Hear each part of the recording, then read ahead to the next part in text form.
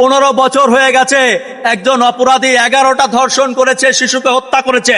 15 বছর আগে রায় হয়েছে, আজ পর্যন্ত বাস্তবায়ন হয় নাই। আমি রাষ্ট্রের কাছে জানতে চাই, কেন হয় নাই? এটা কেন করা হচ্ছে না?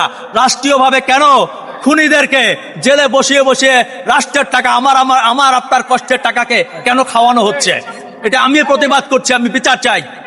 এই রাষ্ট্রের আইন যখন বাস্তবায়ন করতে পারে না, সেই রাষ্ট্র আইন বাস্তবায়ন করার দায়িত্ব যাদের উপর বর্তায়, আমি অবশ্যই তাদের দায়ী করব।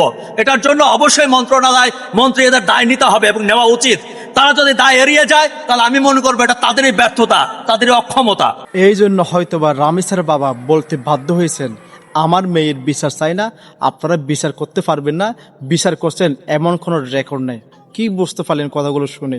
আসলে একটা দর্শনের মামলা যদি 10-15 বছর যদি থেকে যায়, আসলে আপনারা এই দেশে সুস্থ বিচার পাবেন সেটা কীভাবে আশা করেন?